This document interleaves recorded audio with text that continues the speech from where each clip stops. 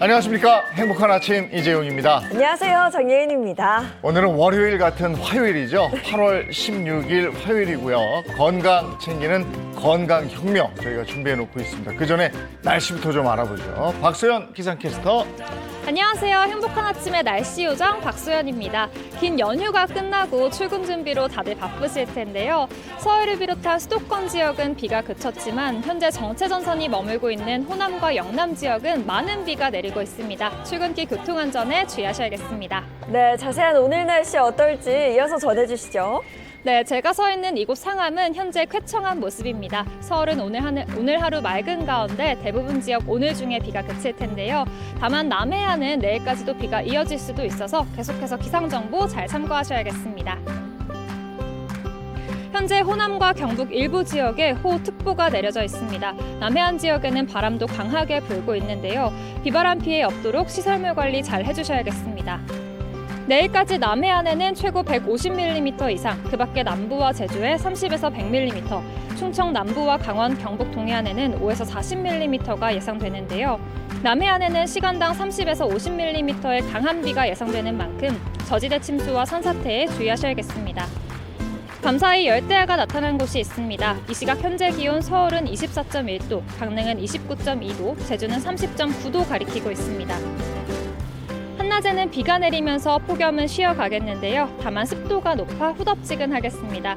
서울은 31도, 광주는 28도, 대구는 30도가 예상됩니다. 이번 주 금요일과 토요일 사이에 또다시 전국에 비 소식이 있습니다. 또 최근 많은 비가 내렸던 충청과 호남 지역에는 산사태 위기경보가 내려져 있는데요. 더 큰 피해가 발생하지 않도록 각별히 주의하셔야겠습니다. 지금까지 날씨 전해드렸습니다.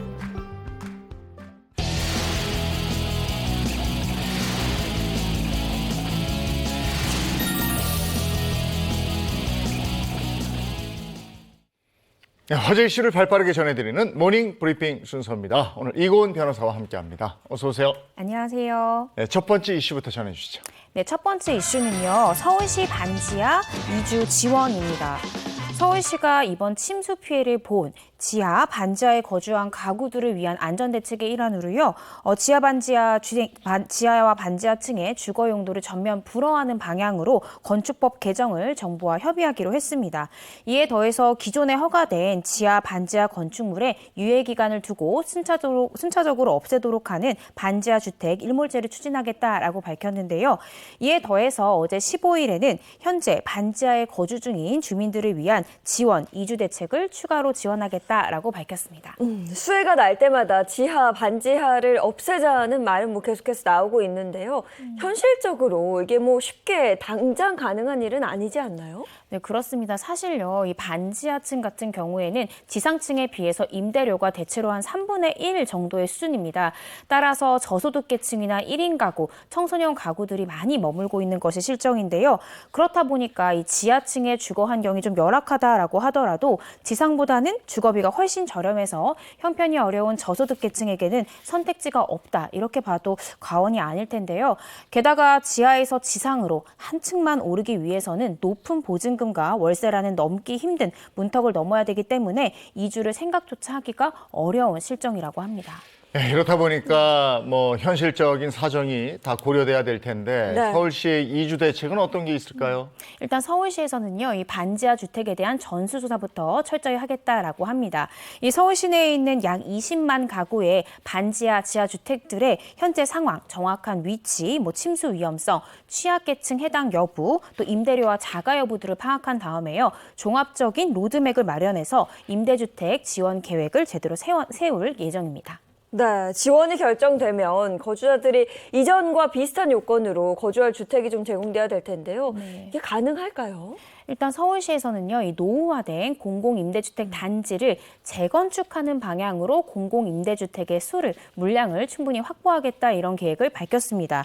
2042년까지 재건축 연한 30년이 도래하는 노후 공공임대주택 258개 단지 약 11만 8천 호를 재건축하면서 용적률을 상향하면요, 기존 세대의 2배 수준인 약 23만 호 이상을 공급할 수 있다라는 계획입니다. 아울러 공공재개발이나 모아타운 대상지 등 정비사업 대상 지역을 선정할 때는 침수 이력이 있는 반지하 주택 밀집 지역을 우선적으로 선정을 하고 신속통합기획 방식의 재개발 후보지를 공모할 때도 상습 침수구역이나 침수 우려 구역에 가점을 주는 방안도 검토할 예정이라고 하고요. 혹시나 주거의 상향은 원하지만 내가 거주하고 있는 지역에 적당한 공공임대주택이 없는 경우에는 이 전월세 보증금 일부를 공공이 지원하는 장기 안심주택 및 기존 주택의 전세, 임대의 지원금을 확대하는 그런 방안도 추진할 예정이라고 합니다. 지금 뭐 지원금 말씀하셨지만 주거 환경 개선을 위해서는 뭐 아무래도 후속 조치 돈이죠. 네, 이거 맞습니다. 어떻게 한답니까? 네, 해당 시에서는요, 이러한 주민들을 위해서 이제 주거비 지원도 지원할 방침이라고 하는데요. 반지하에 사는 가구가 지상층으로의 이주를 원할 경우에는 월세를 보조하는 특정 바우처를 신설해서요, 월 20만 원씩 최장 2년간의 기간 동안 지급하는 계획과 함께 기준 중위소득 46% 이하의 저소득 가구가 주거비를 부담을 느낄 때는 이 주거비 부담을 좀 덜어주는 주거급여도 정부와 협의해서 그 대상뿐만 아니라 금액도 점차적으로 확대해갈 예정입니다. 네, 그런데 우려되는 부분도 분명히 있습니다. 지하에 산다는 이유만으로 이런 지원들을 해주게 된다면 지하에 살고 있지 않는 취약계층들에 대한 이야기, 불평등에 대한 말이 나오지 않을까 이런 생각도 들어요. 네, 그렇습니다. 이 취약계층에는 비단 이 지하나 반지하에 거주하는 주민들뿐만 아니라요, 고시원이나 쪽방 등에 거주하고 있는 주민들도 분명히 있습니다. 그런데 다행히도 이들에 대한 지원 자체는 유지하되 이 반지하층에 거주하는 주민들에 대한 지원 사업을 확대해갈 예정이니까요. 그런 부분은 염려하지 않으셔도 되겠습니다. 주거민, 그러니까 세입자죠. 그 동의도 필요하겠지만 네. 집을 가지고 있는 사람, 집주인, 그러니까 임대인에 대한 것도 고려가 돼야 될 것 같은데요. 그렇습니다. 이제 임대인 측 입장에서는요, 이 반지하 주택의 일몰제가 시행될 경우에 나의 재산권에 침해가 오는 것이 아니냐, 이 부분을 우려하는 목소리도 분명히 있습니다. 그러자 시에서는 이 반지하를 용도 변경을 해서 비주거용인 근린생활시설, 창고나 주차장 등으로 전환할 경우에 리모델링을 지원하거나 정비사업 추진 시에 용적률에 혜택을 주는 방안도 고민하고 있습니다. 또 기존 세입자가 나간 후에는 SH공사가 빈집 매입 사업을 통해서 이 해당 지하층이나 반지하층을 사들여서요, 주민들을 위한 공동 창고나 혹은 공동 커뮤니티 시설로 활용하는 방안도 검토하고 있고요. 민간이 반지하 주택을 비주거용으로 전환할 경우에는 인센티브를 주는 방안도 검토한다고 합니다. 하지만 일각에서는 이런 모든 방안들이 의외로 효과가 좀 미미할 수 있다, 이런 비판적인 견해도 나오고 있는데요. 두 가지 측면에서 이런 비판이 나오고 있습니다. 첫째, 이게 해당 지하층이 비주거용으로 전환한다라고 하더라도 집중호우 시에는 여전히 침수가 발생할 수 있다라는 한계점이 존재한다는 점과 이 건물주 입장에서는 월세, 수익이나 혹은 투자 가치 등을 고려해서 매입한 경우에는 비주거용의 전환을 동의하지 않는 경우가 발생할 수 있다라는 측면에서 이러한 비판적인 견해도 나오고 있습니다. 의식주, 이건 삶의 기본 아닙니까? 그런데 살던 집에서 목숨을 잃는 일은 제발 없어야죠. 자, 다음 이슈 가겠습니다. 네, 다음 이슈는요, 비행기에서 아기 운다고 폭언입니다. 제주행 비행기를 탔던 한 가족이요, 한 남성으로부터 폭언과 욕설을 들어서 화제가 되고 있는, 논란이 되고 있는 사건이 발생을 했습니다. 한 언론 매체에 따르면 이 사건은 14일 오후 4시경 김포에서 이제 제주도로 가는 비행기 안에서 한 가족이 남성으로부터 아이가 운다는 이유로 왜 피해를 주냐라는 폭언을 들어 문제가 되고 있습니다. 네, 단지 아이가 운다는 이유만으로 그렇게 폭언을 했을까요? 혹시 아이 부모와 이 남성 사이에 또 다른 언쟁이나 문제가 있었던 건 아니에요? 저도 그런 의문이 들었는데요. 당시 이 제주행 비행기 안에는 아이와 부모가 함께 타고 있었다고 합니다. 근데 아이가 이제 계속해서 우니까 이 한 해당 남성이 이제 다가와가지고 얘기를 한 거예요. 아이가 운다면서 이제 폭언과 욕설을 일삼았는데, 당시 상황을 담은 영상을 좀 보시면요, 남성은 왜 피해를 주고 그래? 누가 애 낳으래? 라면서 갑자기 욕설과 고성을 지르기 시작을 했습니다. 이어서 죄송하다고 해야지. 아이한테 욕하는 건 안 되고 왜 어른이 내가 피해를 봐야 되냐? 어른이 내가 피해를 봐도 돼? 라면서 목소리를 높였다라고 합니다. 현장에 있던 승객들 그리고 또 영상을 본 누리꾼들 반응이 어떻습니까? 이 해당 뉴스를 본 누리꾼들 반응을 좀 살펴보면요. 아이 우는 게 마음대로 할 수 있는 것도 아닌데 어느 정도는 참아줘야지 이런 반응도 있고요. 아이 울음소리보다 저 승객의 행패 소리가 더 시끄럽다라는 의견도 있었고 짧은 시간 비행하면서 저렇게까지 난동 부릴 일이냐라면서 해당 남성의 행동을 이제 지적하는 반응도 있었습니다. 반면 일부에서는 사건 전부를 들여다볼 필요성이 있다라는 지적과 또 아이 부모가 안 달래줬다라고 하면 이해가 된다는 등 해당 남성을 옹호하는 댓글도 함께 게시가 됐습니다. 네, 그런데 비행기 내에 분명 사람도 많았을 테고 승무원도 있었을 텐데 말리는 사람은 없었어요? 그 영상이 찍혔다고 했잖아요. 네. 영상 속에서는 승무원이 이 해당 남성을 진정시키고 말리는 장면이 모두 다 촬영이 됐습니다. 진정하시고 자리에 앉아주시겠어요? 이렇게 승무원이 막 남성을 말렸지만요. 이 남성 들은 채도 하지 않고 오히려 당당하게 마스크를 내리고 그 가족들에게 폭언과 고성을 일삼았다고 합니다. 기내에서 난동 부릴 때는 법적 처벌하잖아요. 네, 그렇습니다. 항공보안법을 보시면 되는데요. 항공보안법 제23조에 따르면 안전한 운항과 여행을 위해서 항공기 내에서 승객에게 폭언 혹은 고성방가 하실 경우 위반 행위로 처벌될 수 있습니다. 계류 중인 항공기에서 이런 위반 행위 하실 경우 2천만 원 이하의 벌금에 처해질 수 있고요. 운항 중인 항공기 내에서 이런 위반 행위 했다라고 하면 3년 이하의 징역 또는 3천만 원 이하의 벌금형에 처해질 수 있고요. 이 영상 속 해당 남성 항공보안법 위반으로 처벌 대상이 될 수 있다 이렇게 판단이 됩니다. 예, 제주에 내리자마자 경찰이 데려갔다고. 네. 예, 네, 그렇습니다. 예, 다음 이슈 전해드리겠습니다. 네, 세 번째 이슈는요. 유명 크리에이터의 머리카락 사기극입니다. 요즘 영상 콘텐츠가 온라인이든 오프라인이든 정말 막대한 영향력도 가지고 있고 그러면서 이 영상 콘텐츠를 제작하는 1인 크리에이터들의 사회적인 영향력 또한 굉장히 커지고 있습니다. 이 가운데 강원도에 이 추천하는 이 한 음식점에서 약 72만 명의 굉장히 많은 구독자를 보유한 유명 크리에이터가 머리카락을 가지고 음식값을 환불받은 사기극을 벌였다라고 해서 논란이 되고 있습니다. 아니 72만 명의 구독자를 보유했다는 건 인지도가 어마어마하다는 얘기거든요. 근데 어떤 사기 행각을 벌인 거예요? 네, 이때 당시 사건을 좀 짚어보면요. 크리에이터로 활동 중인 A씨가 지인 2명과 함께 춘천에 위치한 한 햄버거 가게에 간 거예요. 근데 이 해당 범행은 식사를 다 마친 뒤에야 일어났습니다. 일행 중 젊은 여성이 식사를 다 마치고 나서 갑자기 의자에 있던 담요에서 무언가를 떼어내서요. 식당 위에 있던 그 휴지 위에 올려놓고는 종업원에게 휴지를 보여주면서 내가 먹던 음식에 머리카락이 나왔다라고 주장해서 음식값을 환불을 받은 겁니다. 당시 이 해당 여성을 응대했던 종업원은 그 손님의 기분이 너무 언짢으시고 자기 딸은 비위가 너무 약해서 지금 구역질을 하러 화장실에 갔다면서 메뉴 전체에 대한 환불을 원했다라고 전하기도 했습니다. 그래서 환불을 받았다는 거죠? 네. 예, 근데 이 사건은 어떻게 알려지게 됐습니까? 바로 빈 접시 때문인데요. 이때 당시에 이제 음식이 모두 먹어진 채 빈 접시만 남겨져 있었고 이 사람들이 이제 음식에서 나왔다라고 주장했던 머리카락에 음식물이 전혀 묻어있질 않은 거예요. 네. 그래서 음식점 사장님이 뭔가 수상하다고 생각해서 CCTV를 돌려보니까 앞서 보셨던 그런 영상이 확인이 된 거죠. 근데 놀라운 것은 이들의 이러한 머리카락 사기극이 이번이 처음은 아니라는 건데요. 한 달 전에도 유사한 일들이 있었다라고 합니다. 그래서 경찰은 이들의 추가 여죄나 또 구체적인 사건 경위를 확인하기 위해서 CCTV를 통해서 수사를 확대해갈 예정입니다. 네, 72만 명의 구독자를 보유했기 때문에 인기 크리에이터인 만큼 경제적인 이유는 아니었을 것이다 라고 추측이 되는데요. A씨는 해당 사건에 대해서 어떤 입장을 보이고 있어요? 네, 지금 일단은 이 A씨는요, 자신이 사용하는 그 SNS 계정에 많은 분들에게 걱정을 끼쳐 죄송하다라면서 빠른 시일 내에 사건이 정리되는 대로 내가 입장문을 올리도록 하겠다라고 밝혔고요. 현재 A씨가 활동 중인 SNS 계정에는 댓글 사용이 모두 막힌 상태입니다. 네, 입장문을 밝히겠다. 그래서 지난 네. 밤에 이 네. 크리에이터가 입장문을 밝혔어요. 네, 그렇습니다. 어제 이 해당 크리에이터 입장문을 발표했는데요. 자신도 뉴스를 보고 알았다라면서 자세한 내용은 수사 과정에서 상세히 밝히겠다라고 했고요. 이번 경찰 조사를 통해서 자신의 무고함이 명백히 밝혀질 거라면서 강경 대응을 예고했는데요. 향후 수사 결과가 어떻게 진행될지는 조금 더 지켜봐야 될 것 같습니다. 글쎄 자유롭게 활동을 해서 그런가요? 가끔 가다가 크리에이터나 인플루언서들의 돌출 행동이 네. 사회적인 문제가 되기도 해요. 네. 네, 그렇습니다. 몇 가지 예가 있는데요. 한 가지 예로 이제 한 음식 크리에이터가 식당의 음식을 재사용한다라고 방송을 해서 이 해당 식당이 문을 닫은 일명 간장게장 사건이 있었고요.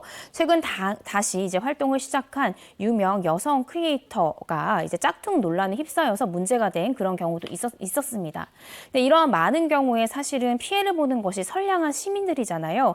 해당 인플루언서 그리고 크리에이터들의 언행에 신중함이 필요한 시기이지 않을까라는 생각이 듭니다. 네, 잘 골라서 보셔야 됩니다. 막 조회수 올리려고 무지막지한 거 막 올려놓는 분들 그렇죠. 있거든요. 네. 그런 거 가려서 보셔야 됩니다. 오늘 모닝 브리핑은 여기까지 하겠습니다. 이고은 변호사와 함께했습니다. 고맙습니다. 고맙습니다.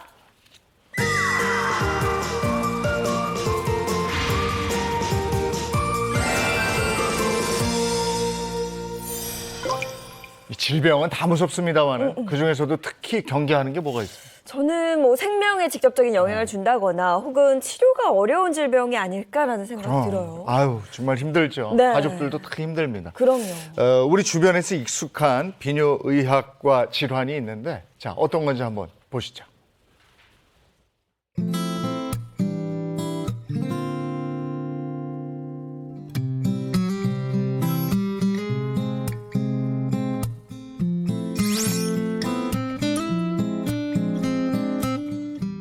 가깝지만 낯선 진료실의 의사를 만나볼 수 있는 시간 닥터하우스 MC 이정수입니다. 안녕하세요. 비뇨의학과 전문의 엄재도입니다. 반갑습니다. 자, 오늘도 시청자분들에게 유용한 정보 이렇게 알려드릴 텐데요. 오늘은 요실금에 대해서 좀 짚고 넘어갈까 합니다. 굉장히 많이 알려진 질병이잖아요. 근데 어떤 질병인가요? 요실금 내가 원치 않는데 소변이 나와버린 겁니다. 화장실이 아닌데 속옷을 내리기 전인데 소변이 새는 것. 이게 바로 요실금이고요. 당연히 이제 생명과 관련이 있는 병은 아니지만 굉장히 스트레스를 심하게 가져다주는 병 중에 하나입니다. 여행도 힘들어져, 여행 운전도 하기 힘들어져, 영화도 보기 힘들어져, 사회적으로 굉장히 힘들어지기 때문에 사회적 암이라는 별명을 갖고 있는 병입니다. 사회적 암이라, 이 별명을 기가 막히게 지어놨는데요. 굉장히 무섭습니다. 실제로 요실금을 갖고 있는 분들은 만성화가 되고 잘 치료가 안 되면 실제로 정신의학과 진료를 같이 보는 경우가 굉장히 많습니다. 그렇군요. 예. 오. 그러면 그렇게 심각한 거 원인은 대체 뭘까요? 요실금의 원인 굉장히 다양합니다. 당연히 이제 출산과 노화로 요실금이 생기는 경우가 많은데요. 특히 이제 출산을 하게 되면은 골반 기저근이나 요도 관략근 이쪽 부분이 자꾸 느슨해지면서 소변이 새는 경우가 생길 수가 있고요. 네. 신경 기능 저하로 인해서 네. 관략근의 힘이 딸려지고 약해지는 원인을 들 수 있겠습니다. 이게 뭔가 출산 이후에 많다는 거는 여성분들이 예. 요실금이 남성분보다 더 많다는 뜻인가요? 맞습니다. 특히 이제 중노년의 여성의 경우에는 100명의 35%, 40% 정도로 예. 굉장히 많은 확률로 발생할 수 있다고 보시면 되겠습니다. 그럼 거의 뭐 여성분들의 3분의 1 정도는 그렇죠. 걸린다고 볼 수가 있는데, 그러면은 이제 요실금이 자기가 원치 않는데 이게 소변이 나오는 거잖아요. 그렇죠. 그러면은 요실금은 어떻게 치료를 해야 되죠? 각각의 요실금의 원인에 맞춰서 치료 방법이 달라지겠습니다. 네. 기침 재채기, 줄넘기하고 계단 오르고 네. 이렇게 배의 압력이 올라갈 때 네. 관략근의 힘이 약해서 소변이 새는 이런 복압성 요실금 같은 경우에는 네.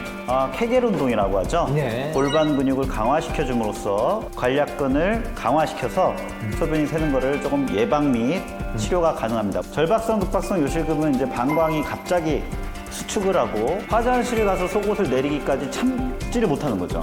이 방광이 갑자기 수축하고 너무 예민한 거는 첫 번째 당연히 이제 항콜린제라고 하는 약물요법을 써볼 수가 있겠고, 약물 없이 경도의 경우에는 방광의 저장 공간을 자꾸 늘려나가는 거죠. 네. 참는 연습을 통해서 늘어날 수 있겠고요. 만약에 너무 심하다, 잘 치료가 안 된다, 그럴 경우에는 당연히 복압성 요실금이든 급박성 요실금이든 그 원인에 대해서 적당한 시술 또는 수술이 필요하겠습니다. 근데 비교적 제가 듣기로는 이 치료가 좀 간단한 것 같은데요? 수술 자체가 굉장히 복잡하고 난이도가 높은 수술은 아니고요.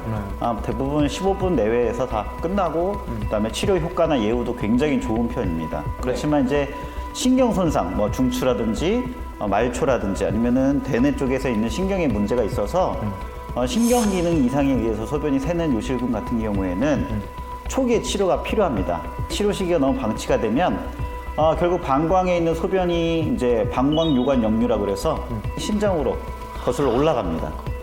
그렇게 되면 당연히 신장의 수신증이라든지 예. 신우신염이라든지 신장결석, 급기야 마지막에는 투석을 해야 되는 신부전까지 유발할 수가 있기 때문에 신경 기능의 이상에 의한 요실금 같은 경우에는 즉각적 검사 및 치료가 반드시 필요하겠습니다. 아, 그렇군요. 요실금이 치료가 또 간단해 보이지만 이게 또 다른 큰 병으로 갈 수 있는 징후일 수 있기 때문에 요 점은 꼭 주의하셔야겠습니다.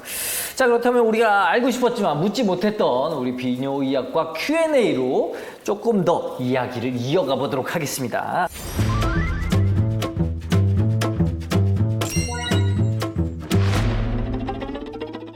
굉장히 혼란스럽고 혼동하기 쉽습니다. 그죠? 급박성 요실금의 경우에 이제 절박뇨와 혼돈이 일어날 수 있습니다. 내가 갑자기 마렵고 참기가 어렵고 네. 화장실을 달려가야 되고 일하는 중인데 갑자기 마려운 게 이제 절박뇨, 급박뇨라고 표현하시면 되겠고요. 화장실을 빨리 가서 소변을 보면은 소변이 새지 않는 경우에는 요실금이라고 표현을 쓰지 않습니다. 그러니까 절박뇨는 마려운 거고 요실금은 나오는 거. 절박성 요실금. 그렇죠. 절박뇨에 의해서 요실금이 생겼다. 그렇군요. 알겠습니다. 그렇게 구분하면 되겠고. 자, 두 번째 질문입니다. 예, 맞습니다. 겨울, 비뇨의학과 의원의 병원에 환자분들이 배뇨장애로 굉장히 많이 찾아오는 계절입니다. 네. 겨울이 되면은 여름에 비해 우리가 땀을 잘 배출을 하지 않습니까? 그렇죠. 그러다 보니까 당연히 소변의 생성량이 많아질 수밖에 없어요. 방광의 소변이 생성이 너무 빨리 생성이 되면 당연히 그런 급박뇨라든지 절박뇨라든지 야간뇨 이런 증상이 심해질 수밖에 없고요. 두 번째는 이제 겨울철이 되면은 모든 근육이 우리 몸의 모든 근육이 수축하듯이 방광 근육이나 골반 기저근이 같이 수축을 일으킵니다. 그렇군요. 그래서 방광이 갑작스럽게 수축하는 경우가 많기 때문에 급박성, 절박성 요실금이 많을 수밖에 없는 이유가 되겠습니다. 그렇군요. 겨울에 더 바쁘시겠습니다. 엄청 바쁘고 겨울에는 의사를 한 분 더 뽑아야 됩니다.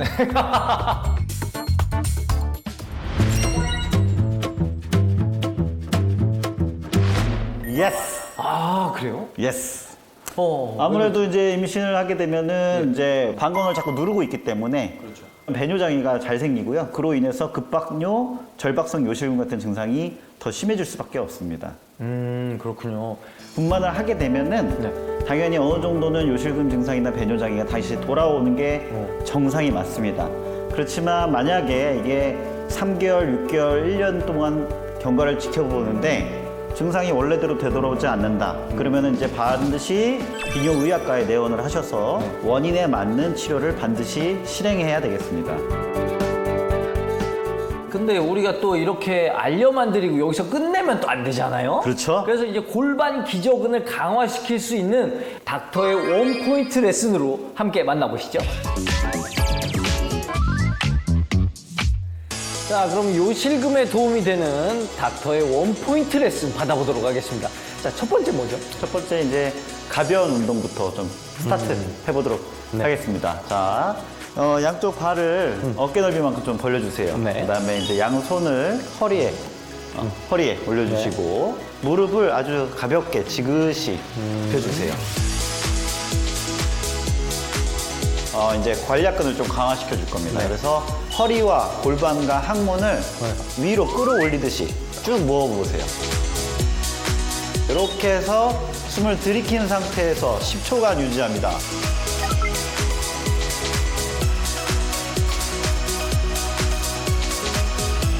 항문 괄약근, 그다음에 요도 괄약근, 골반 기저근이 강화될 수 있게 쭉 조여주는 느낌을 좀 받으셔야 될 것 같아요.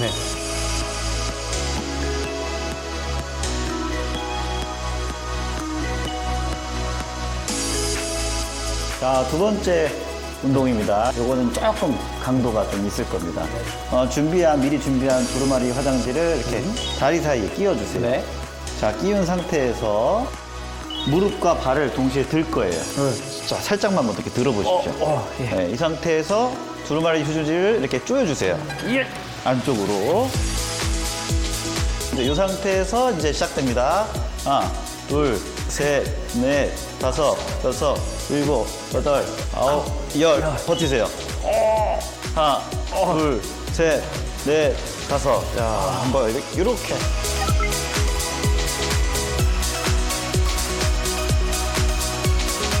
세 번째, 마지막 운동법입니다. 네. 일명 까치발 스쿼트라고 생각하시면 됩니다. 양 발을 어깨 넓이보다 살짝 더 벌려주시면 될 것 같습니다. 자, 이 상태에서 스쿼트를 하듯이 무릎을 굽히면서 내려오시면 됩니다. 자, 이 상태 내렸죠? 여기서 까치발. 이 까치발하는 상태에서 3초를 유지를 하시면 됩니다.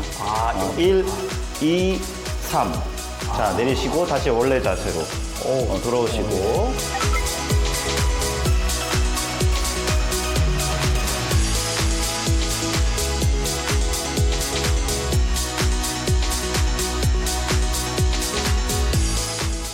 네, 골반 기저근 운동까지 오늘 닥터하우스에서 알아봤는데요. 오늘 어떠셨습니까? 오늘도 너무 유익하고 보람되고요. 알기 쉽게 설명하려고 노력을 했는데 어떻게 느끼셨는지 모르겠습니다. 지금 시청하시는 3세부터 70세까지 아주 유익하다면 난리가 났습니다. 다음 이 시간에도 유익한 정보로 다시 돌아오도록 하겠습니다. 안녕히 계세요.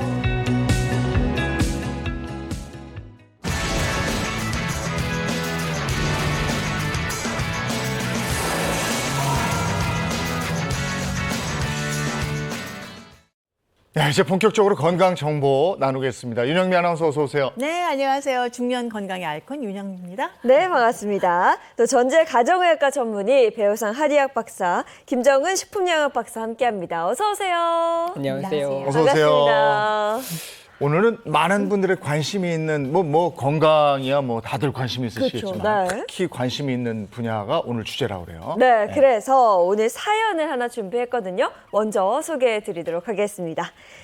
안녕하세요. 저는 70대 여성입니다. 제가 얼마 전에 정말 당황스러운 일을 겪었어요. 제 며느리 생일을 맞아 제가 밥을 사기로 했던 날이었습니다. 근사한 레스토랑에서 아들 내외 손주들까지 모여 식사를 했죠.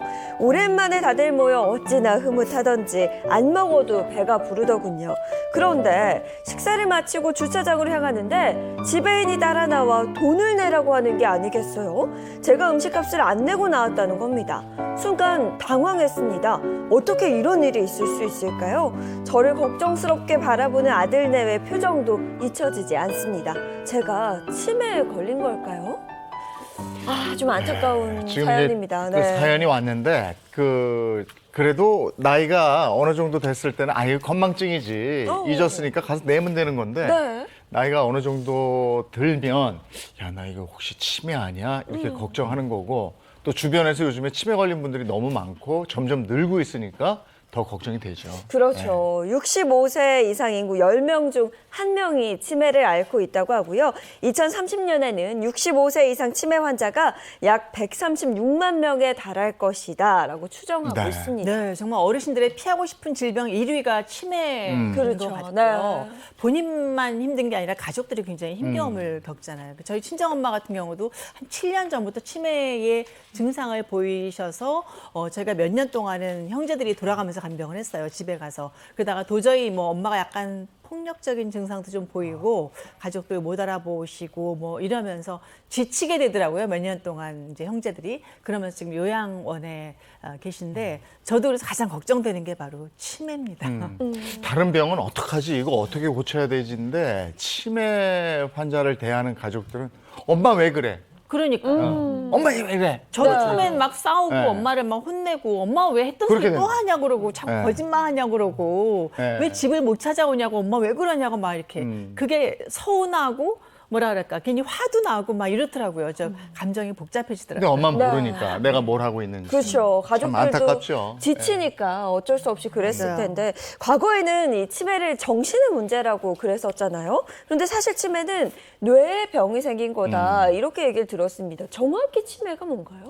치매라고 하는 것은요, 정상적으로 일상생활을 잘 해오던 사람이요, 여러 가지 원인으로 인해서 기억력에 문제가 생기는 것을 비롯해서요, 여러 가지 인지장애가 나타나기 시작하면서 점차 진행하게 되면요, 일상생활을 혼자 하기 힘들어지는 아주 심각한 상황까지 이루어지는 여러 가지 증후군을 말하게 됩니다. 그래서 치매라고는 어떤 한 가지 질병명이라기보다는요, 특정 조건에서 여러 가지 증상들이 나타나는 증상들의 묶음이라고 할 수 있습니다. 네, 치매의 가장 대표적인 증상이 이제 기억력 저하잖아요. 아까 윤영배 선생님께서 말씀하셨듯이 엄마 왜 그래 막 이렇게 물어보시는데요. 네. 사실은 치매 환자들한테는 과거의 증상, 과거의 기억을 자꾸 물어보시면 안 됩니다. 네, 보통 우리가 나이가 들면요, 원래 이제 기억력이 좀 저하되기 마련이라고 생각하실 수 있는데요. 치매에서 나타나는 기억력 저하는 이런 정상적인 반응들이랑은 조금 다르다고 보셔야 되겠습니다. 보통 나이가 들면서 생기는 기억력 저하는요, 아주 사소한 일에 국한되는 경우가 많고요. 그리고 개인의 일상생활을 심각하게 저해하지는 않습니다. 그런데 치매에서 나타나는 기억력 저하는요, 이런 정상적인 변화와는 좀 다르다고 생각하셔야 되고요. 보통 기억력 저하가 첫 번째 증상으로 나타나기는 하지만 공격성이나 언어나 판단력의 저하 같은 것들이 먼저 나타나기도 합니다.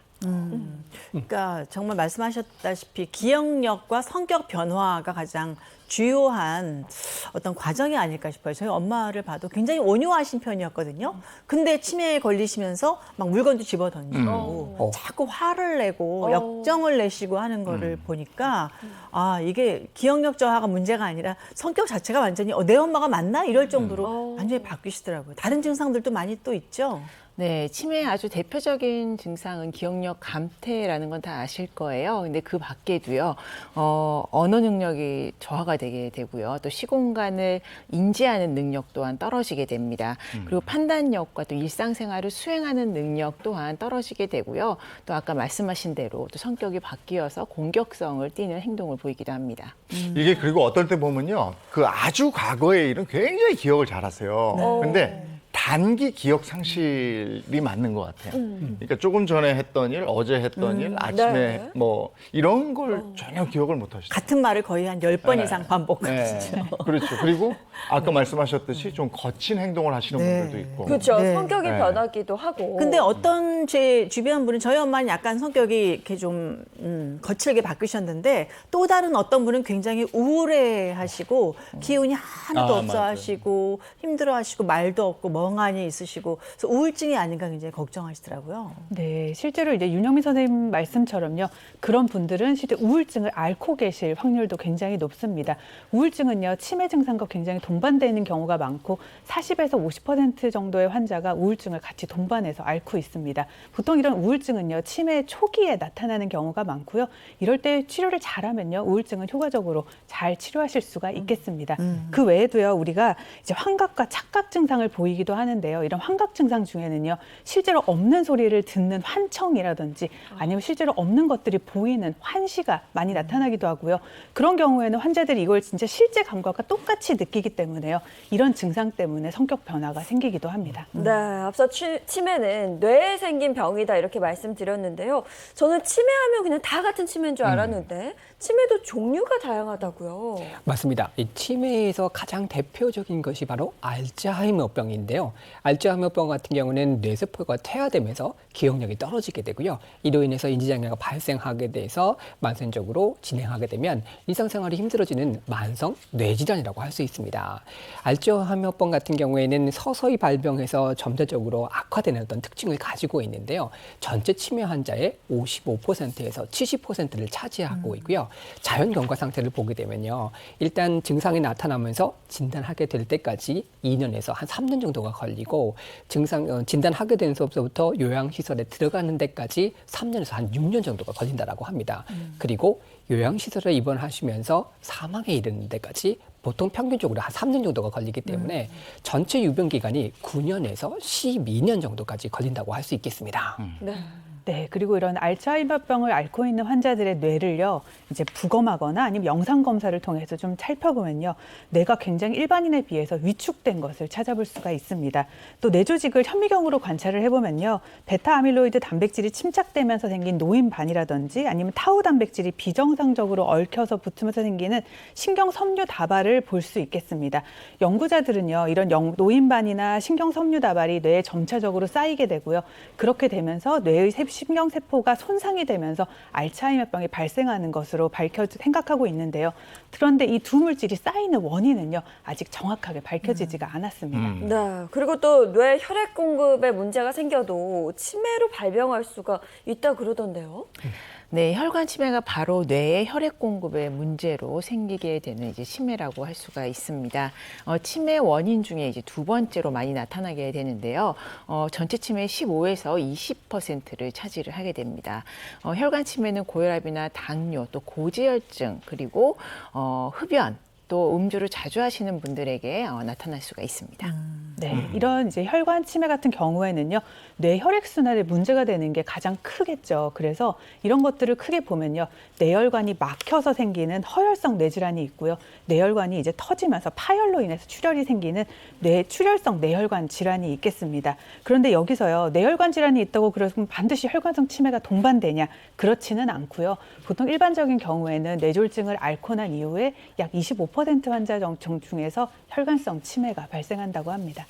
그러면 혈관성 치매 진행이나 또는 더 증상이나 이런 것도 굉장히 다양하게 나타나겠어요. 예, 맞습니다. 일반적으로 아주 비슷한 양상을 보이는 알츠하이머 병화는 좀 달리요. 이 뇌혈관으로 인한 혈관성 치매 같은 경우는 뇌혈관 질환의 원인이라든지 뭐 종류라든지 또 위치, 그 크기에 따라서 여러 가지 증상이 나타날 수 있는데요. 또 인지기능 장애의 어떤 증상을 살펴보면요, 주의력의 기능 자체가 좀 저하된다든지 자기조절 능력이 저하된다든지 또 계획 능력까지도 저하되는 것을 잘 볼 수 있고요. 뇌혈관 질환이 어디 생겼느냐에 따라서 그 증상이 조금 더 다르게 나타나는 경우도 있습니다. 네, 질환의 경우도 뭐 다양하게 나타날 수가 있는데요. 이제 큰 혈관이 갑자기 막히게 되는 경우에는요, 심각한 질환이 갑자기 생겨나기도 하고요. 또 미세한 혈관이 하나씩 막히게 되면은 차츰차츰 그러한 증상들이 나타나게 되기도 합니다. 또 중간 혈관이 하나씩 막히게 되는 경우에는요, 이러한 증상들이 나타났다, 그리고 또 갑자기 더 나타나고 이런 식으로 계단식으로 증가를 하는 경우도 있습니다. 혈관성 치매의 경우에 뇌졸중 증상도 동반할 수 있다고요? 네, 맞습니다. 왜냐하면 혈관이 막히기 때문이죠. 그래서 혈관성 치매 같은 경우에는 뇌졸중 증상이 동반되기도 하는데, 그 대표적인 증상이 한쪽 팔다리가 마비된다든지 아니면 발음에 장애가 생긴다든지 삼킴 장애가 온다든지 아니면 요실금 증상이 생기는 등 뇌졸중의 일반적인 특징들이 같이 보이게 되는 경우가 많습니다. 네. 아니, 술을 많이 마셔도 치매 올 확률이 많아요? 네, 알코올은 이제 신경세포에도 부정적인 영향을 끼치게 되는데요. 뭐 장기간 동안 이제 과음을 지속할 경우에는요, 이러한 영향들이 축적이 되어서 이제 치매에도 영향을 주게 됩니다. 그런데 알코올이 신경세포에 주는 영향이 워낙 다양하다 보니까요, 이제 결과적으로 나타나는 치매도 다양하게 나타난다고 볼 수가 있겠습니다. 이 다양한 경우를 한번 살펴보시면은요, 이러한 것들을 모두 포함해서 우리가 알코올 치매라고 이야기를 하게 됩니다. 알코올 치매 같은 경우에는요, 알코올 섭취량에 따라서 50대 비교적 빠르게 나타나는 경우도 있고요. 또 늦은 경우에는 70대 이후에 나타나는 경우도 있습니다. 또 이제 알코올이 뇌에 다양한 영향을 미치는 것과 같이 그 증상 자체도 정말 다양하게 나타날 수 있겠는데요. 계획을 세우고 일을 진행시키게 되는 이제 집행 영역 자체에 문제가 발생될 수도 있고요. 또 다른 영역에도 문제가 생길 수도 있습니다. 알코올이 독성이 있잖아요. 그 자체가 문제가 생겨서 알코올 수치가 발생되는 경우도 있지만, 알코올 섭취로 인해서 비타민의 B1 자체의 섭취 자체가 문제가 생겨서 나타나는 경우도 있습니다. 이렇게 비타민 B1에 문제가 생기게 되면요, 베르니케 뇌병증에서부터 콜스타프 증후군으로 이어지는 여러 가지 특정한 양상들을 보일 수 있는데요. 비타민 B1 자체가 결핍되게 되면 뇌기능 자체가 장애가 발생됩니다. 그러면서 초기에는요, 눈 주위에 문제가 생길 수 있고 기억력이 저하되고요, 약간 비틀거리는 걸음걸이가 나타나는 등의 증상이 나타날 수 있는데, 이 상태를 베르니케 뇌병증이라고 합니다. 이때는 비타민 B1을 아주 상당히 많은 양을 공급해 주면서 치료가 좀 될 수도 있고요. 증상이 완화되는 경우도 볼 수 있는데 이때 적절한 치료를 하지 못하게 되면요. 코르사코프 증후군이라고 하는 형태로 진행하게 되는데 여기는요. 알츠하이머에서 퇴행성병 증상하고 거의 유사하게 기억을 과거에 있었던 부분들을 거의 하지 못한다든지요. 말을 지어내는 작화층이라고 하는 것이 만들어질 수 있습니다. 이 시기가 되면 치료를 해도 효과가 미미할 수 있습니다. 애주가인 이재용 아나운서 좀 걱정되시겠어요. 글쎄. 그래서 요즘에 기억이 가물가물하나. 아니 저도 이제 와인을 좋아해서 밤마다 이제 와인 한두 잔씩 하기 때문에 치매가 걸리면 알코올성 치매가 좀 걱정이 되는데 술을 끊고 비타민 B1을 열심히 챙겨 먹으면 좀 낫지 않을까요? 네, 사실 희망적인 말씀 좀 해주세요. 네, 알코올성 치매 같은 경우는요, 이제 치료보다는요, 증상이 악화되는 것을 막을 수 있다, 이렇게 보시면 되겠습니다. 특히나 이런 경우에 술을 끊지 못할 경우에는요, 뇌세포의 기능, 뇌세포가 더 파괴되면서 뇌 기능은 악화되겠죠. 그리고 안주 없이 술만 드시는 경우가 굉장히 해롭다고 생각을 하셔야 되겠습니다. 아까 말씀하셨던 비타민 B1이 부족한 베르니케 뇌병증으로 갔을 때는요, 아주 집중적으로 비타민을 공급하는 게 치료의 우선이고요. 이런 시기를 놓치게 되면은 사실은 사망에 이를 수도 있거든요. 조심하셔야 되겠습니다. 이런 치매 같은 경우에는요, 다른 치매에 쓰는 일반적인 약들을 좀 쓰기는 하는데요. 사실 알코올성 치매 같은 경우에는 효과가 아주 크지는 않습니다. 지금 들어보니까 치매 종류도 다양하고 치매 인구는 점점 늘어나고 그럼에도 불구하고 우리가 치매에 대해서 잘 모르는 것들이 많더라고요. 그렇죠. 네. 흔히들 그냥 뭐 기억을 잃는다 혹은 아이로 돌아간다 이 정도로만 알고 계신 것 같은데요. 치매에 대해서 제대로 한번 알아보는 시간 갖도록 하겠습니다. 치매 Q&A 준비했는데요. 자, 첫 번째 질문부터 한번 보도록 하겠습니다. 여자가 남자보다 치매에 잘 걸린다. 저도 그치. 그런 얘기 들은 것 같아요. 저도 그래서 들어본 것 같아요. 예, 여성들은 네. 나이 들수록 치매를 더욱더 조심해야 된다 이런 얘기 들었는데 어떻게 낭설인가요? 진실인가요? 아닌 것 같은데 뭐 네. 남자나 여자나 뭐 별 차이 있겠습니까? 사실 너무 제 입장에서도 안타까운데요. 네. 대부분의 연구에서요, 남성보다는 여성이 알츠하이머 치매가 걸릴 확률이 높다고 되어 그래요? 있습니다. 진짜요? 어떡하지? 큰일 나요. 제 주변에도 보면 그냥 어르신들 중에 할머니가 훨씬 더 많고 할아버지보다는 그래서 이거 맞는 말씀이신 것 같아요. 네. 보통은 이제 무서운데요? 여성들이요, 이 알츠하이머 치매가 많이 걸리는 이유는요, 일반적으로 첫 번째, 여성이 남성보다는 평균 수명이 더 길다는 게 있고요. 그리고 우리 에스트로겐 되게 많이 들어보셨잖아요. 이 에스트로겐이 알츠하이머를 막아주는 이제 방어 요인으로 작동을 하는데 완경 이후에는 에스트로겐의 양이 줄어들면서 이런 알츠하이머에 대한 위험도가 높아진다고 되어 있습니다. 네, 알겠습니다. 이어서 두 번째 질문 한번 보도록 하겠습니다. 여성이 명이 기니까 더 짧은 자, 두 번째. 치매는 치료 방법이 없다입니다. 글쎄, 그렇지. 그러니까 치매는 완치는 아니고 이게 약을 드시니까 이게 속도를 좀 늦출 수는 있는 늦춘다. 것 같아요. 네네. 그럴 것 네. 같아요. 네. 저도 그렇게 들었던 것 같아요. 그렇습니다. 이 치매 같은 경우는 사실 종류도 많고 원인도 정말 네. 다양하거든요. 그래서 일부 원인인 경우에는 약물 치료에 반응을 보이시는 경우가 있습니다. 이것을 가역성 치매라고 하는데요. 원인 자체를 조금 제거하게 되면 치료가 되는 경우도 있는 것이죠. 지금 가역성 치매라고 하셨어요? 처음 들어보는데 가역성 치매가 뭐죠? 네, 우리 가역, 비가역 이렇게 표현하잖아요. 가역성 치매라는 거는요, 완치 가능한 원인에 의해서 발생된 치매를 말하는데요. 그러면 다시 말하면 이 원인을 제거하면은 치매가 치료될 수 있다 뜻으로 보시면 되겠습니다.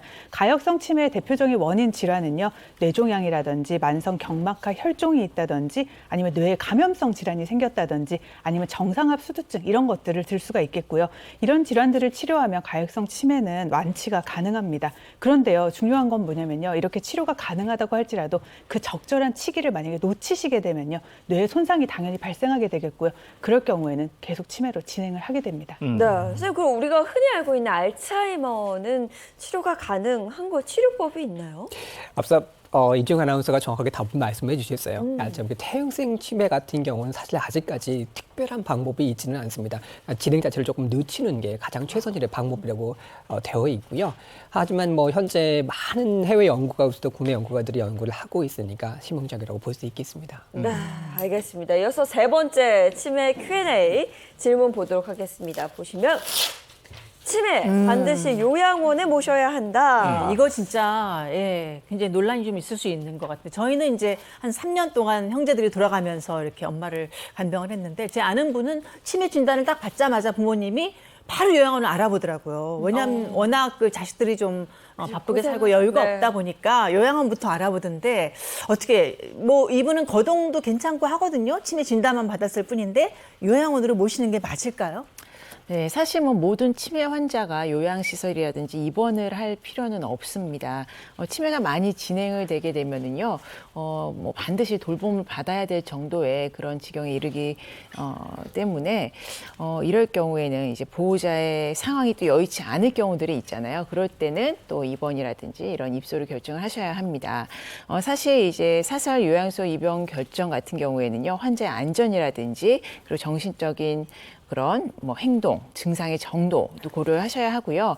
또 일상생활 능력도 고려하셔야 되고요. 또 가정의 좀 심리적이라든지 또 육체적, 경제적 부담 같은 것들도 고려하신 후에 결정을 하셔야 되겠습니다. 이게 집집마다요 다 사정이 다릅니다. 맞아요. 그래서 치매 어르신이 계시면 그 집집마다 대응 방법이 다 달라서 네. 그리고 요즘에 요양원이나 요양병원 모시기도 참 또 천차만별이에요. 그게. 그리고 대기도 굉장히 많고 네. 좋은 데 들어가기도 어렵고. 그다음에 또 이제 치매 있으면 치매 등급 판정 받아야 되고 맞아요. 이게 할 게 많습니다. 자, 이 치매 참 나도 나이가 들어서 치매 걸리면 어떡하나 하실 텐데 그리고 요즘에 내가 건망증이 심한 것 같고 깜빡깜빡 하는데 나 치매 아니야? 이렇게 걱정하시는 분들도 있을 텐데 자가 진단할 수 있는 방법 있죠? 네, 있습니다. 대한치매학회에서요, 자가설문 테스트를 만들었거든요. 제가 여러분 앞에 설문지를 놔드렸어요. 네. 그리고 그 방송 보신 시청자분들도요, 제가 불러드리는 질문에 대해서 몇 개가 해당하는지 한번 찾아보도록 하겠습니다. 네. 자, 읽어드릴게요. 자, 첫 번째, 당신은 기억력에 문제가 있습니까? 아, 이건 어려서 시험 볼 때부터 그랬어. 2번, 네, 당신의 기억력은요, 10년 전보다 저하되었습니까? 네. 3. 기억력이 동년의 다른 사람들에 비해 나쁘다고 생각하십니까? 4. 기억력 저하로 일상생활에 불편을 느끼십니까? 5. 최근에 일어난 일을 기억하는 것이 어렵습니까? 6. 며칠 전에 나눈 대화 내용을 기억하는 것이 어렵습니까? 7. 며칠 전에 한 약속을 기억하기 어렵습니까? 8. 친한 사람의 이름을 기억하기 어렵습니까? 9. 물건 둔 곳을 기억하기가 어렵습니까? 10. 이전보다 물건을 자주 잃어버립니까? 11. 집 근처에서 길을 잃은 적이 있습니까? 12. 가게에서 사려고 하는 두세 가지 물건의 이름을 기억하기가 어렵습니까? 13. 가스불이나 전기불을 끄는 것을 기억하기가 어렵습니까? 14. 자주 사용하는 전화번호, 이제 자신이라든지 자녀의 집 번호 이런 것들을 기억하기가 어렵습니까? 자, 몇 개나 체크되셨어요? 너무 많은데요. 저는 한번 일단 보여주세요. 당연히 네. 네. 아직 저는 젊은이기 네. 오, 때문에 그래요? 네, 저는 하나도 없어. 네, 해당하는 게 아직은 없어요. 저는 네. 기억력의 문제는 어려서부터 있었고요. 기억력이 10년 전보다 저하된 것 같고요. 당연하죠, 네, 그거는. 물건 둔 곳을 기억하기 없다. 그렇게 휴대폰하고 이거 모르겠어. 네, 자주 사용하는 전화번호 아예 모르겠어요. 이름으로 이렇게 다 입력이 돼 있어요. 네, 다 그렇죠. 입력돼 있어서 네. 이렇게 4개입니다. 네 개. 4개. 네 개. 윤영면 아나운서는 여덟 8개. 개. 우리 나이 차이 얼마 안 나는데. 저 약간 한두 개 줄였는데 8개. 8개요. 심각한 편인가요? 그리고 우리 선생님 봤더니 김정은 선생님 6개. 6개. 이게 체크하셨고. 네, 당연히 개수가 많을수록 이 점수가 높을수록요 기억력 감퇴에 대한 것을 이제 의심을 해보셔야 되겠고요. 만약에 여기 질문지에서 6개가 넘는다 하시면요, 이제 전문 의료기관을 찾으셔가지고 치매 조기 검진 받아보시는 게 좋겠습니다. 그리고요, 이제 방송 보시는 분들 중에서요, 이제 보건소에 있는 치매 안심센터가 있거든요. 네. 거기서는요, 만 60세 이상 지역 주민한테요 치매 선별 검사를 무료로 해드리고 있습니다. 그래서 시청하시고 계신 분들 중에서 여기 체크리스트에 좀 개수가 많았다 하시면요, 한번 검사 받아보시는 것도 좋겠습니다. 네. 윤영미 아나운서 대본을 이렇게 잘 외우시고 자주 보시는데도 아니, 치매도 이게 유전이지 않을까 싶어서 좀 걱정이 아, 되거든요. 그래요. 그 부분도. 네, 저는 지금 우리 아들들한테 엄마가 만약에 정말 너네 못 알아보고 막 이상한 짓 하면 갖다 버려라. 지금. 팩줄 순 없잖아. 그럴 순 없죠. 아이 참. 네. 선생님 정말 근데 이거 걱정돼요. 말고도 또 치매를 테스트할 확인할 수 있는 그런 방법이 또 있다고요? 네, 바로 여러분들의 이제 뇌 건강을 확인해 볼 수 있는 테스트인데요. 이것은 1935년에 이 뇌 자체 건강이 얼마나 잘 유지하고 있는지를 확인하기 위해서 만드는 테스트인데 스트루프 검사라고도 합니다. 아주 쉬워요. 테스트 자체가 그렇게 어렵지 않은데 임상에서 많이 활용하고 있고요. 뇌 활력이라든지 치매 테스트도 활용을 하고 있습니다. 일단 간단한데요. 화면에 일단 어떤 색깔에 대한 글자가 나올 겁니다. 근데 글자를 읽으시는 게 아니고 그 글자에 새겨진 색깔을 말씀을 해주시는 겁니다. 일단 제가 연습 문제를 한번 드릴게요. 그래서 보여드리는 글씨를 보고요. 글씨를 읽어주시는 게 아니라 글자의 색깔을 말씀해 주시면 됩니다. 제가 한번 보여드릴게요. 연습 문제 하나 해보실게요. 하나, 둘, 셋. 파랑. 파랑. 예. 노파랑.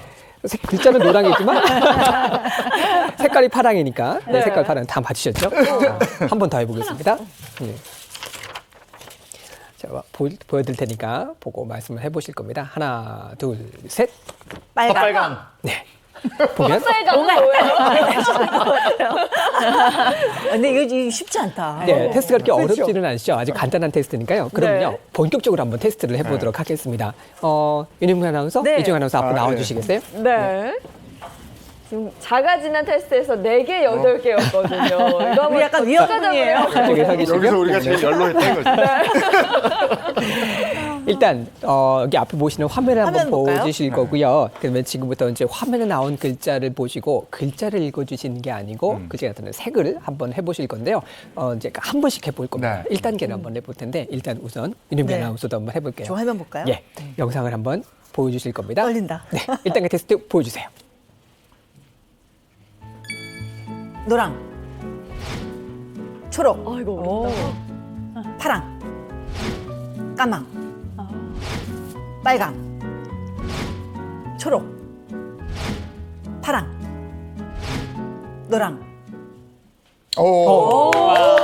예. 아직 괜찮은가요? 예, 1단계 테스트 잘 통과하셨습니다. 네. 근데 그러면 약간 이제 1초 정도는 약간 머뭇거려야 되는 거. 네. 그렇죠. 예, 네, 예. 글자하고 생각을 해보시니까 그다음에 네. 이제 이재영 아나운서 한번 해보겠습니다. 1단계 테스트 영상 보여주세요. 초록. 빨강. 늦다. 검은. 파랑. 노랑. 빨강. 초록. 파랑. 나 색깔 이름을 모르겠어. 어머니 왜? 어머니.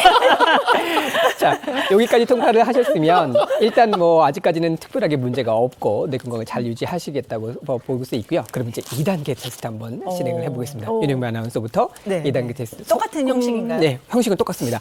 시간이 조금 빨라질 겁니다. 네. 2단계 정신 똑바로 테스트 차려야지. 영상 보여주세요. 파랑. 빨강. 노랑. 노랑. 까망. 초록. 파랑. 빨강. 초록. 까망. 예. 괜찮았나요? 네, 2단계 테스트 잘 통과를 하셨습니다. 네, 나 여기까지. 색깔 이름이 기억이 안 나. 자, 그러면 바로 이정환 아나운서 진행을 해보겠습니다. 영상 보여주세요.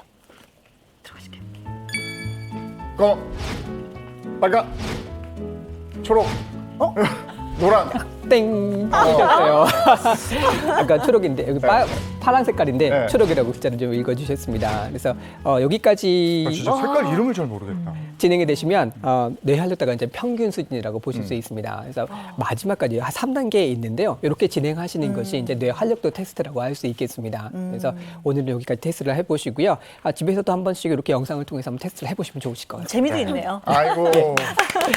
고맙습니다. 예. 야, 이거 진짜 테스트 해보니까 빨리 지나가니까 저도 어려운데요? 네. 윤영미 아나운서 잘하시네요. 정신 똑바로 차렸어요. 나는 왜 색깔 이름이 생각이 안 나지? 자, 이번에는 최건비 가야죠. 김정원 선생님, 먼저, 우리 먹는 거군요. 네네네. 네, 오늘 준비한 1분 뚝딱 요리는요, 뇌 건강에도 좋은 아주 간단한 음식을 준비를 했습니다. 네, 오늘은 뭐 불이 필요하지도 않고 정말 네. 뚝딱 할 수 있는 네. 간편한 요리라고 했는데 앞에 식재료는 굉장히 많아요.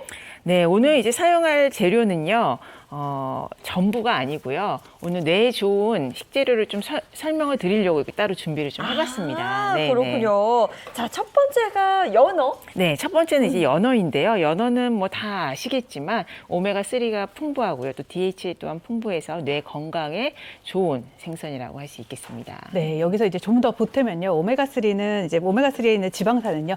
뇌세포막을 형성하고요. 항산화 효과가 있기 때문에 뇌세포의 신호 전달 체계에 굉장히 도움을 줄 수가 있습니다. 보통은 총 콜레스테롤이나 포화지방이요. 뇌세포 기능을 떨어뜨린다고 생각하셔야 되거든요. 그런데 연어에 있는 불포화 지방산 그리고 DHA는요. 뇌 기능을 향상시켜서 치매를 예방하는 데 도움을 줄 수 있겠습니다. 네, 그리고 또 보이는 게 브로콜리인데 네. 브로콜리가 또 뇌에 좋아요? 그렇죠. 브로콜리 형상을 보시면은요. 뇌 모양이랑 좀 좀 비슷해요. 비슷해요. 호두처럼. 네, 네. 맞습니다. 그런 대표적인 식재료라고 할 수 있는데요. 뭐 연어와 마찬가지로 브로콜리도 슈퍼푸드 중에 하나이고요. 네. 또 브로콜리 설포라판이라는 성분이 그 치매를 유발하는 아밀로이드 베타와 또 타우라는 성분을 제거하는 데 또 도움을 주기도 합니다. 네. 또 설포라판 성분 같은 경우는 뇌 신경을 재생해주고요. 뇌 주변 세포 조직을 신경 자체를 재생해주는 효과를 가지고 있다고 합니다. 또 브로콜리의 풍부한 클로로필 성분 같은 경우는요. 혈액의 독소를 제거해서 혈액순환을 완화하게 해주고요. 혈관성 치매를 예방하는 데도 도움이 됩니다. 네, 그리고 또 보이는 게 지금 오징어인데 네. 요즘 오징어가 값이 굉장히 저렴하더라고요. 그래요? 네. 네. 오징어는 근데 뭐 뇌처럼 생기진 않았거든요. 이거 뇌에 좋아요? 네. 네, 오징어에는요 타우린이 많이 들어있고 이제 고단백 음식으로 알려져 있거든요. 이런 타우린과 단백질 성분이요 뇌세포를 형성하는 데 도움을 주고 혈액 순환을 원활하게 하는 데 도움을 줄 수 있겠습니다. 그렇기 때문에요 오징어가요 뇌 건강에 도움이 되고 치매를 예방하는 데 도움이 되는 음식으로 알고 계시면 되겠습니다. 네, 연어, 브로콜리, 오징어까지 뇌 건강에 도움을 주는 식재료 알아봤는데 오늘 저희가 할 건 사실 이건 아니고 네, 지금 맞습니다. 보시는 것처럼 뭐 견과류도 보이고 오늘 최광비 메뉴는 뭐예요? 네, 이름이 조금 긴데요. 오버나이트 오트밀 요구르트입니다. 오버나이트 오트밀 요구르트. 네. 보니까 뭔가 우리가 열을 가하진 않아도 되는데 네. 하루 재워야 되는 것 같은데. 그쵸. 오버나이트니까. 네. 네, 저 맞습니다. 요리 이름을 기억하면 치매 아니에요. 네, 이제 하룻밤이 지나면 이제 드실 수가 있는데요. 네. 오늘 뭐 이제 화구라든지 전혀 준비가 되어 있지 않잖아요. 먼저 한번 재료를 살펴보겠습니다. 재료는요. 바나나가 필요하고요. 네. 그리고 여기 오트밀 아까 말씀드렸었죠. 그리고 여기에 블루베리랑 또 뇌에 좋은 견과류, 아몬드와 호두 준비해 주시고요. 여기 오늘은 저는 이 수분이 거의 없기 때문에 아몬드 밀크를 준비를 했습니다. 네, 그래서 이제 만드는 방법을 지금부터 시연우통에서 보여드리도록 하겠습니다. 네. 네, 우선 바나나를요 이렇게 까셔가지고 뭐 정말 간단합니다. 네. 전날 미리 만들어 놓으시면 다음 날 바로 드시면 되니까 그래서 일단 바나나 들어가면 맛있어요. 그죠? 네, 그렇죠. 네. 네, 바나나를 좀 으깨주세요. 이렇게 잘 으깨주신 다음에 아니 아침에 식사 대용으로 먹기 너무 좋을 것 네. 같아요. 네. 또 미리 만들어 놓으실 수 있으니까요. 아침에 바로 떠서 소분해서 놓으시면 뭐 식사 대용으로 드시기에는 너무 간편하고 좋죠. 네. 바나나 으깨주시고요. 여기에 요구르트 준비를 요구르트. 해줍니다. 양은 뭐 그렇게 중요하진 않을 것 같아요. 네네. 기호에 따라서 뭐 적당량 섞어주시면 되고요. 여기에 이제 오트밀. 귀리죠. 귀리를 네. 이렇게 누른 거예요. 네. 그래서 이 오트밀에는 전혀 수분이 없기 때문에 이렇게 섞어주시게 되면은 좀 꾸덕해지거든요. 여기에 오늘 이제 수분을 먹게 되면은 너무 되직해질 수 있기 때문에 아몬드 밀크 적당량 넣어주세요. 그냥 우유 넣어도 될 것 같아요. 네네. 아무 향 안 나는. 네, 그냥 우유 넣으셔도 돼요. 네. 그리고 뭐 없으시면 생략을 해주셔도 되는데 아무래도 또 드시기 편하게 하기 위해서 조금 수분을 추가를 했습니다. 그리고 슬라이스 아몬드 적당량, 그리고 호두. 아 근데 맛있을 것 같아요. 그러니까. 네. 이렇게 섞어주시고요. 이렇게 이제 섞어가지고 제가 어제 미리 만들어 놨거든요. 네. 그럼 이렇게 전체적으로 수분을 머금어서 촉촉해집니다. 네. 여기에 토핑으로 견과류 조금 더 올려주시고 또 블루베리. 블루베리까지 네. 올려주시면 뭐 모양도 아침에 예쁘네요. 식사 아. 대용으로 드시기에 너무 좋겠죠. 네. 정말 초간단 네. 레시피인데 오늘 저희가 최건비에서 만들어본 지금 이게 다 뇌 건강에 도움을 주는 식재료인 거잖아요. 네, 맞습니다. 김정은 선생님께서 정말로 실제로 뇌 건강에 도움을 주는 음식들로만 레시피를 만드신 것 같아요. 먼저요, 오트밀이 있는데요. 오트밀 우리나라 말로 귀리라고 하잖아요. 이 귀리에 들어있는 성분이요, 치매를 예방하는 데 효과가 있다는 연구가 있습니다. 그 연구 결과에는요, 아베난스라마이드라고 하는 물질이 있거든요. 그 물질이 항치매 활성이 높은 것으로 나타났다고 합니다. 이 아베난스라마이드가요, 현재까지 보고된 곡물 중에서요, 귀리에만 포함이 돼 있다고 합니다. 그래서 이 물질이 치매를 유발하는 단백질의 활성을 억제하는 것이라고 연구 결과 밝혀졌습니다. 네, 선생님 근데 저희가 요구르트 넣었잖아요. 요구르트는 그냥 장에만 좋은 거 아니에요? 이게 뇌에도 좋아요? 장이요, 제2의 뇌 이런 말이 있습니다. 그만큼 장 건강을 잘 유지하게 되면 뇌 건강에도 도움이 된다라고 하는 것인데요. 그래서 장에 좋은 요구르트라든지 발효식품을 먹게 되면 뇌 건강에도 도움이 된다라고 하는 연구 결과도 있습니다. 네덜란드 연구팀이요, 요구르트라든지 버터밀크를 많이 섭취한 그룹이 그렇지 않은 그룹에 비해서 기억력이라든지요, 또 그 시간 관리 능력에 있어서 보다 우월한 것으로도 나타났다고 보고를 했습니다. 블루베리도 뇌 건강에 좋은 걸로 알고 있거든요. 그런가요? 네, 맞습니다. 이제 블루베리에는요, 기억력을 향상시켜주는 안토시아닌이라고 하는 물질이 있습니다. 연구에 따르면요, 블루베리 주스를 마셨던 노년층에서요, 기억이나 학습 능력이 현저하게 상승된 것으로 나타났는데요. 블루베리는 칼로리가 낮고 비타민 C나 K나 망간이나 안토시아닌이 풍부하기 때문에, 그리고 또 이 안토시아닌은 항산화 성분 가운데서 그 효과가 굉장히 뛰어난 것으로 알려져 있거든요. 그리고 뇌 건강을 지키는 데 도움을 주는 것으로 되어 있습니다. 또 호두하고 아몬드 같은 견과류 좋다고 많이 들어보셨잖아요. 알죠. 예, 이 뇌 기능을 향상시키는 아주 우수한 식품인데요. 기억력을 좋게 하는 신경 물질을 촉진하는 단백질을 상당히 많이 함유하고 있기 때문입니다. 네, 정말 주재료 모두 뇌 건강에 도움을 주는 재료들만 준비를 하셨는데 지금 앞에 저희가 또 마련해 놨거든요. 맛을 한번 볼까요? 이거 뭐 안 먹어도 맛있어, 배내는. 그렇죠. 들어가 있는 것들이. 저도 보니까 이게 사실 바나나를 으깨서 넣지 않으면 단맛이 좀 덜할 수 있을 것 같다 생각을 해요. 그게 신의 한 수인 것 같아요. 바나나의 그죠? 그 은은한 맛, 그리고 오트밀의 쫀득한 맛, 그리고 블루베리의 상큼함. 이게 어우러져서 아침 식사로는 뭐 딱인데요. 그렇죠. 밥으로 아이들도 맛있어요. 자라서 좋아할 것 고소하고 같고. 달콤하고 시큼하고 다 있어요. 맛도 약간 너무 뻑뻑해질 수 있는데 블루베리가 딱 터지면서 수분감을 딱 주는 것 같아요. 맞습니다. 맛있다. 일부러 미리 하면 해줘요. 좀 바삭할 수 있을 것 같고. 아까 그 색깔 한 판 더 합시다. 아, 좋았습니다. 김정은 네. 선생님 고맙습니다. 잘 배웠습니다. 고맙습니다. 고맙습니다. 치매 예방을 위해서는 3가지가 중요하다고 그래요. 그러니까 이렇게 식단도 중요하고, 그다음에 우리가 이제 운동해야 되고, 수면, 적절한 수면인 건데, 이번에 운동 처방해 주실 거죠? 네. 여성 선생님. 한번 준비를 해봤는데요. 하루에 15분 정도 투자를 해서 하셔가지고요, 치매를 예방할 수 있는 3가지 방법에 대해서 한번 준비를 해봤습니다. 고두, 나비, 답보라고 하는 것인데요. 첫 번째가 고두입니다. 그것은 머리를 가볍게 두드려주는 운동입니다. 그래서 아침에 일어나셔가지고요, 손가락 끝을 이렇게 세워보세요. 그래서 손가락 끝을 이렇게 편안하게 움직여 주시면 이 동작만으로도 뇌 활동이 좀 된다라고 볼 수 있으니까 이렇게 해주신 다음에요, 머리를 이렇게 위에서부터 톡톡톡 두들겨 주십니다. 손가락 끝을 자극하면서부터도 뇌 쪽에 대한 자극이 좀 될 수 있고요. 머리 전체를 다 두들겨 주시면 뇌 활성을 좀 원활하게 할 수 있으니까 뇌 활동 자체를 원활하게 해서 치매를 예방하시는 데 도움을 받으실 수 있습니다. 괜히 머리가 맑아지는 것 같은 건 기분 탓인가요? 한 2, 3분 정도만 하루에 해주시면 좋을 것 같고요. 두 번째가 나비라고 하는 방법인데요. 이는 귀를 잡아당기는 겁니다. 우리 귀에는요, 정말 많은 다양한 경혈점이 위치를 하고 있거든요. 그래서 귀 안에 있는 부분들을 자극을 주시면 기억력이라든지 주의력에도 상당히 도움을 받으실 수 있는데요. 방법은 간단합니다. 일단 손바닥을 따뜻하게 비벼주세요. 그다음에 귀에 대주실 겁니다. 전체적으로 손바닥을 귀에다 대주신 다음에 따뜻하게 눌러주세요. 이렇게 해주셔가지고 온도가 어느 정도 올라갔다고 싶으시면요, 엄지와 검지 2손가락을 가주시고요, 귓볼을 아래쪽으로 살짝 당겨주시는 겁니다. 귓볼이 있는데 위에 대주라고 하는 부위에는요, 뇌점이라든지 또 어떤 뇌신경과 관련된 혈점들이 많이 분포하고 있거든요. 여기를 잡아당기는 것만으로도 뇌신경을 좀 자극시켜 주실 수 있습니다. 마지막으로요. 귀 외 제일 끝에 부분을 엄지와 검지로 위로 살짝 잡아당겨 주십니다. 위쪽으로요? 네, 위쪽으로 좀 잡아당겨 주시는데요. 이렇게 하시게 되면 전체적으로 귀의 경혈 흐름을 원활하게 해서요. 머리 쪽을 좀 두뇌 자체가 좀 도와주실 수 있게는 하나의 방법이 될 수 있습니다.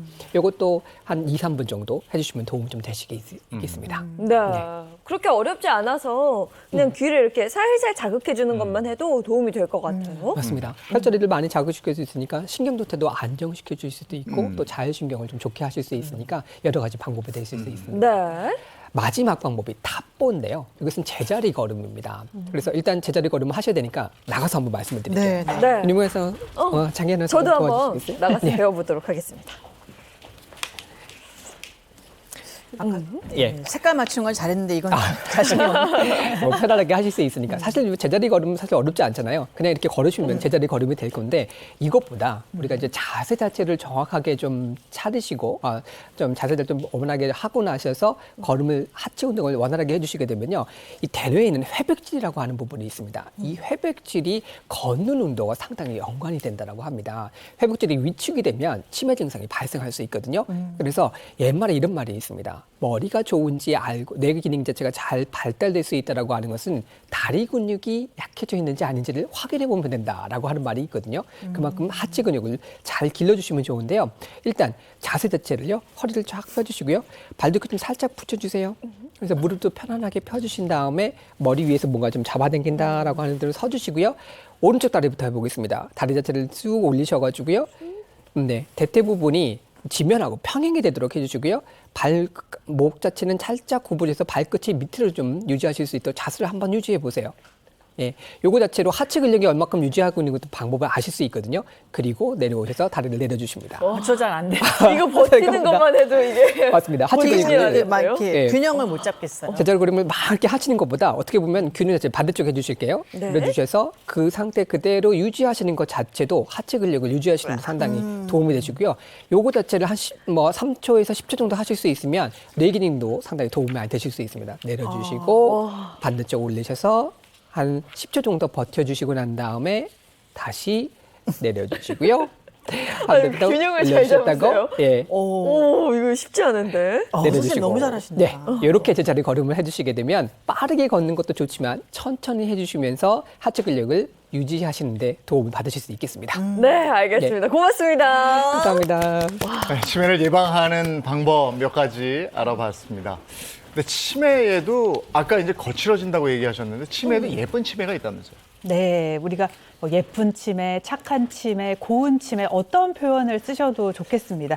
보통 치매가 있다고 하셔가지고 인지 능력이 떨어져서요, 뭐 가족도 못 알아보시고 손자 손녀 아름다운 이제 얼굴들도 못 알아보시더라도요, 만약에 아침에 일어났는데 식사 차려드리면 식사 잘 하시고 그리고 이부자리 펴드리면 잘 주무시고 이런 경우에는요, 사실은 착한 치매라고 할 수가 있는데 그 이유가 가족들이 별로 힘들지 않게 편안하게 모실 수가 있게 되고요, 인지 기능이 떨어지시더라도 너무 온순하시기 때문에 집에만 계셔도 별로 문제 행동이 발생하지 않기 때문입니다. 그렇다면요, 우리가 예쁜 치매랑 반대되는 치매는 어떤 치매일까요? 나쁜 치매겠죠. 나쁜 치매. 거친 치매?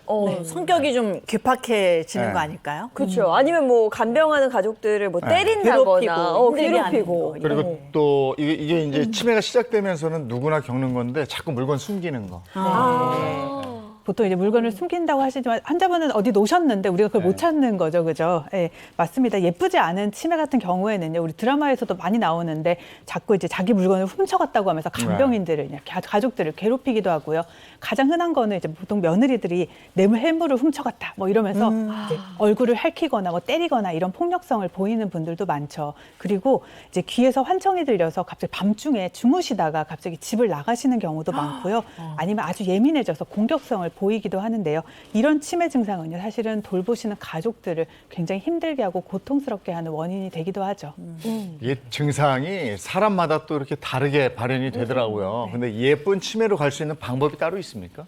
네, 물론 있습니다. 이제 보통 치매가 진행되면서요, 이런 성격 변화나 공격성을 나타내는 거는 뇌신경을 물질이라고 생각하시면 되는데요. 뇌 신경세포와 신경세포를 연결해주는 이제 신호 역할을 하는 이제 신호 전달 물질은요, 보통 한 40개 정도가 지금 밝혀져 있거든요. 그 중에서 제일 흔한 우리가 잘 알고 있는 것이 도파민, 세로토닌, 아세틸콜린, 그리고 노르에피네프린 이런 것들입니다. 이런 호르몬들의 균형이 깨지게 되면요, 바로 치매에서 이런 공격성이나 성격 변화들이 나타날 수 있거든요. 이런 경우에는요, 이런 호르몬을 좀 조절해주는 아주 소량의 약, 뭐 반알이라든지 한 알 정도만 드시더라도요, 이런 증상들이 드라마틱하게 좋아지실 수 있습니다. 그럼 그 약을 평생 어떻게 끝까지 써야 되는 걸까요? 아니요, 그렇지는 않습니다. 우리가 비가 오면 우산을 쓰지만요, 비가 그치면 우산을 닫잖아요. 네. 그런 것처럼요, 치매 환자들에서 이런 성격 변화나 공격성이 나타났을 때 이런 것들을 조절하는 약들을 쓰시고 증상이 완화되면은 이런 약품들은 또 다시 끊을 수가 있겠습니다. 네. 약물 치료를 통해서 우리가 예쁜 치료를 예쁜 치매로 만든다면요, 가족이나 이제 간병하시는 분들이 훨씬 더 편안해지시겠죠. 네, 치매 가족이 있으시다면 이 번호를 꼭 기억해 두시면 좋을 것 같아요. 1899-9988 중앙치매센터 콜센터 번호입니다. 치매 걸리면 가족들도 굉장히 힘드니까 이 번호 잘 기억해 두시면 도움이 될 것 같습니다. 네, 오늘은 치매 관련해서 얘기 나눠봤습니다. 고맙습니다. 고맙습니다. 가뜩이나 시간 빨리 가는데 이번 주는 화요일부터 시작하니까 금방 또 갈 거예요. 그렇죠. 이번 주도 월요일 같은 화요일이라 시간이 굉장히 빠르지 않을까 싶습니다. 모두 오늘 하루 힘차게 보내시고요. 저희는 내일 아침 7시 30분에 돌아오겠습니다. 행복한 아침, 행복한 하루 되십시오. 고맙습니다. 고맙습니다.